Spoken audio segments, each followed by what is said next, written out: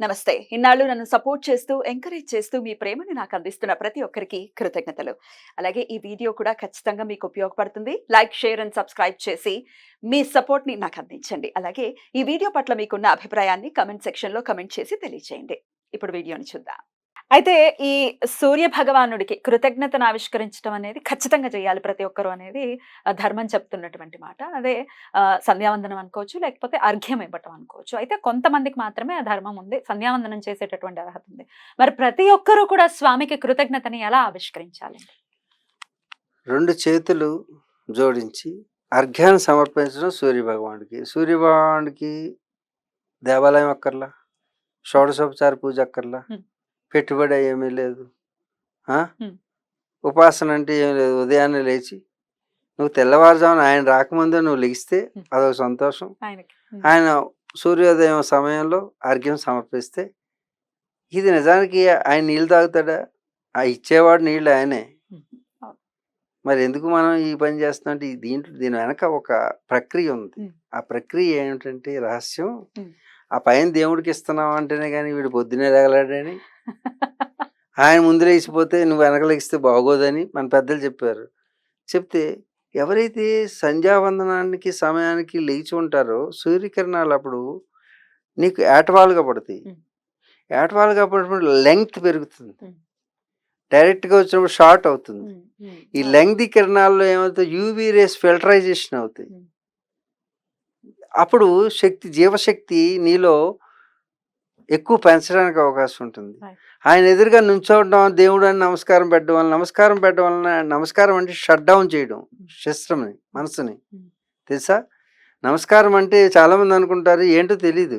నమస్కారం అంటే ఇది నెగెటివ్ పోల్, ఇది పాజిటివ్ పోల్. దీంట్లో నెగెటివ్ కరెంట్ ఉంటుంది. దీంట్లో పాజిటివ్ కరెంట్ ఉంటుంది. అంటే జీవశక్తి. ఈ రెండిటిని ఇలా కలిపిన వెంటనే విద్యుత్ ప్రవాహం నాడీ మండల వ్యవస్థలో సెంట్రల్ నర్వస్ సిస్టమ్‌లోకి వెళ్తుంది. వెళ్ళి మనస్సు స్థిరమవుతుంది. మనస్సు స్థిరమై ఆలోచన లేని స్థితిలోను ఎదురుగా ఉన్న ఎనర్జీని ఎక్కువగా అబ్జార్బ్. లోపలికి అబ్జర్వ్ చేస్తుంది. ఆ! ఆ అబ్జర్వ్ చేసే ప్రక్రియని మన పూర్వీకులు దేవుడని, సెంటిమెంట్ అని, మూఢనమ్మకం అని ఇలా పెట్టేసి చెప్తే ఆ పని చేస్తాడని ఆ ప్రక్రియని చేయించడం కోసం ఈ అర్ఘ్యం నీళ్ళు వేస్తే ఏమవుతుంది శుద్ధి అవుతుంది. హ్మ్. శుద్ధి అవ్వడం వల్ల నీళ్ళు వదిలేసాడు. వదిలేసింది ఇక్కడ నెగిటివ్ ఎనర్జీ పోయింది. క్లియర్ అయింది. పోయిన తర్వాత ఇలా అంటాడు. హ్మ్. అన్న వెంటనే ఎనర్జీ రిసీవింగ్ పాయింట్స్ వేళ్ళే. ముందు నీ శరీరంలో వెంట్రుకలు, వేళ్ళు రిసీవింగ్ కేంద్రాలు. రిసీవింగ్ అండ్ ట్రాన్స్మిట్ చేసేటటువంటి గ్యాడ్జెట్స్ పరికరాలు. ఇన్‌స్ట్రుమెంట్స్ ఇవి. హ్మ్. అందుకే నువ్వు ఎక్కడికి వెళ్ళినా ఇలా అనగానే ఎదురుగా ఉన్నటువంటి విగ్రహంలో ఉన్నటువంటి శక్తి దీంట్లోకి రావడానికని రెండిటిని కలపాలి. కలిపితే మనసు షట్ డౌన్ అవుతది. షట్ డౌన్ అయినప్పుడే లోడ్ అవుతుంది. హ్మ్. ఎదురుగా ఏదైనా ఆలోచన వస్తే లోడ్ కాదు. లోడ్ అవ్వదు. రిసీవింగ్ నేచర్ పోతుంది. This is the technique. ఇయన్నీ రహస్యాలు అన్నీ చెప్పడానికి లేదు. హ్మ్. బొట్లో ఉంది, కట్టులో ఉంది, అన్నిట్లో ఉంది. ఇవన్నీ యాహ్! చెప్తే రేపటి నుంచి అందరూ హ్మ్. కట్టు, బొట్టు ఇవి వేసుకొని తిరుగుతారు. లుంగీలు కట్టుకుని, చీరలు కట్టుకుని. వాటి రహస్యాలు తెలియక రైట్. అంతే. స్వామి దెయ్యాలు, భూతాలు, బ్లాక్ మ్యాజిక్‌లు, హ్మ్. ప్రేతాలు హ్మ్. ఉన్నాయా స్వామి? నమ్ముతారా? ఉన్నాయి. ఉన్నాయి. హ్మ్. బ్లాక్ మ్యాజిక్‌లు చేస్తున్నారు. మేము చాలా ఇబ్బంది పడుతున్నాం అని చాలా మంది అంటూ హ్మ్. ఉంటారు. మరి ఎట్లా దీనికి ఉపశమనం ఏంటి? కాదు బ్లాక్ మ్యాజిక్ అంటే ఏంటి? ఈ ఇంగ్లీష్‌లో చెప్పకుండా ఆంగ్లంలో చెప్పు, తెలుగులో అడుగు. క్షుద్ర పూజలు. హ్మ్. క్షుద్ర పూజలంటే ఏంటి? క్షుద్రం అంటే ఏంటి? హ్మ్. హ్మ్. చాలా చాలా పవర్‌ఫుల్ అనో లేకపోతే ఆహా! హ్మ్. అంటే ఎదుటి వారికి చెడు నెగెటివ్ చేసేటటువంటివి. చేయటం. యాహ్! యాహ్! చెడు చేయడానికి చేసేవి చేసేవి. అవును. అని అంటున్నారు. హ్మ్. ఇవి లేవా అంటే ప్రతి యుగంలో, ప్రతి కాలంలో, ప్రతి నిమిషంలో, ప్రతి రోజులోనూ 2 కలిపే ఉంటాయి. హ్మ్. నెగెటివ్ అండ్ రాత్ పాజిటివ్ కలిసి ఉంటాయి. రాత్రి పగలు అవునా? లేకపోతే రోజు గడవదు. హ్మ్. మంచి చెడు లేకపోతే జీవితం గడవదు. రైట్. చెడు అనేది కూడా మంచికి ఎంత ప్రాధాన్యత ఉందో చెడుకి అంతే ప్రాధాన్యత ఉంది. మా మా మా మా మా జ్ఞానంలో. హ్మ్. రాత్రి గొప్పదా? పగలు గొప్పదా? అంటే ఏం చెప్తావు? రైట్. ఒక రోజులో రాత్రి గొప్పదా? పగలు గొప్పదా? రైట్. రైట్ కాదు. ఏది గొప్పది? 2 కావాలి. మరి అలాగే నెగెటివ్. సమాజంలో హ్మ్. నెగెటివ్ అనేటటువంటిది లేకపోతే పాజిటివ్ కోసం ప్రయత్నం చేసేవాడే ఉండడు. రైట్. అర్థమైందా? హ్మ్. ఈరోజు మీకు వాటర్‌లో ఇంత చైతన్యం వచ్చిందంటే కారణం ఏంటి? చెడు అంత బాగా చేయడం వలన వీళ్ళు మేలుకున్నారు. చెడు తక్కువ చేశారనుకో, ఎవరు చేయట్లేదని ఊరుకుని పడుకుంటారు. కాబట్టి అది క్రమేపా చెడు జరుగుతుంది. ఒకేసారి భారీ ఎత్తున చెడు చేసామనుకోండి, వెంటనే అలర్ట్ అవుతారు. ఇందాక నేను చెప్పినట్టు డ్రైవర్ ఒక్కసారి మూతి పగిలేటట్టు బ్రేక్ వేసాడనుకో, ఇంక నిద్రపోడు వాడు. అలాగా మంచి చెడులు అనేవి జీవితానికి సహజంగా నీ కర్మానుసారంగా ఈ బ్లాక్ మ్యాజిక్ చేయించబడుతుంది. అయితే ఇది శాస్త్రాల్లో ఉన్నట్టుగా ఇప్పుడు చేయగలిగేటటువంటి వారు ఉన్నారా అనేది సమస్య. ఆ పేరుతో డబ్బు దోచే వాళ్ళు మాత్రమే ఉన్నారు, కానీ అలాంటి శక్తివంతులు అతి కొద్ది మంది మాత్రం ఉండవచ్చు ఏమో, అది నాకు తెలియదు. ఇంకా మరి ఆల్రెడీ అది నాటకం అయితే దానికి మళ్ళీ ఉపశమనం చేసుకోవటం లాంటివి అది కూడా నాటకమే. సో దయ్యాలు ఉన్నాయి అనే అంటున్నారు. దెయ్యాలు ఉన్నాయి, దేవుళ్ళు ఉన్నారంటే దెయ్యాలు కూడా ఉంటాయి. దేవుడు లేరంటే దెయ్యాలు ఉండవు. వాటి బారిన పడకుండా ఉండాలంటే ఏం చేయాలి స్వామీజీ? ఇప్పుడు దెయ్యాలంటే కేవలం చనిపోయిన తర్వాత ప్రేతాలు అవుతారు.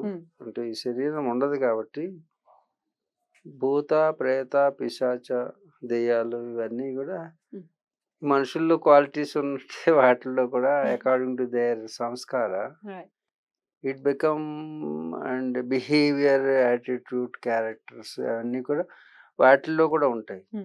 అది ఏం లేదు, శరీరం లేనటువంటి మనుషులు అనుకో.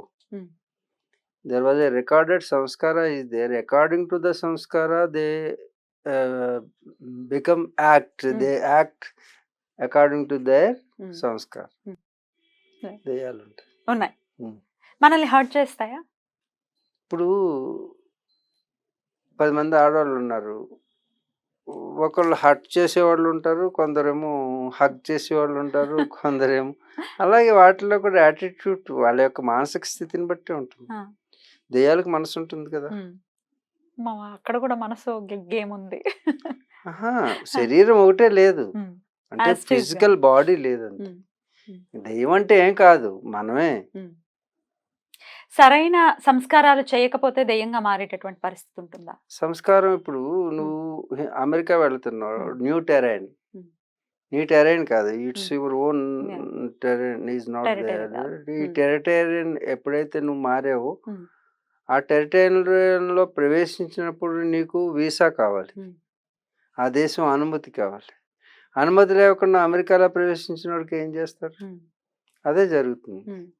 ఇప్పుడు అనుమతి అనేటువంటిది పిండ ప్రధానమైనది. అది జరగాలి. పిండాలు అనేవి అనుమతి, అంటే గేట్ పాస్ లాంటివి. అప్పటి వరకు మనిషిగా ఉన్నప్పుడు ఇవన్నీ తెలియదు.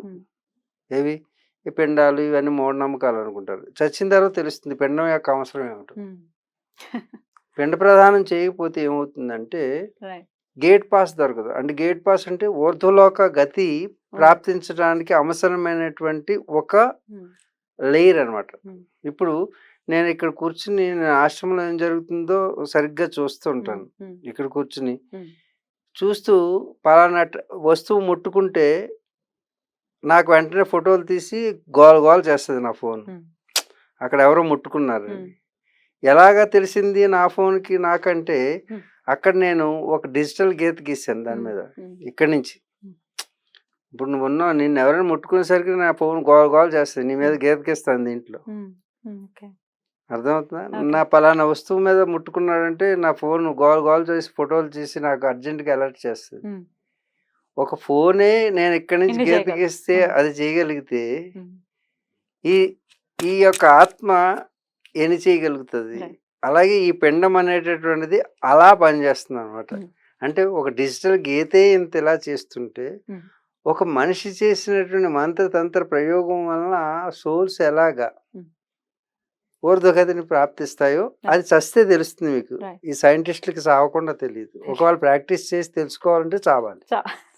చచ్చిన తర్వాత ప్రాక్టీస్ స్వామీజీ. అందుకు సైంటిస్ట్ చావకుండానే తెలుసుకుంటారు. సో ఖచ్చితంగా సంస్కారాలు అనేది అందుకే వాటి పేరు శ్రాద్ధ విధులు. శ్రాద్ధ విధులు అంటే శ్రద్ధతో విధిగా తప్పనిసరిగా ఆచరించాల్సినటువంటి ధర్మం శ్రాద్ధ.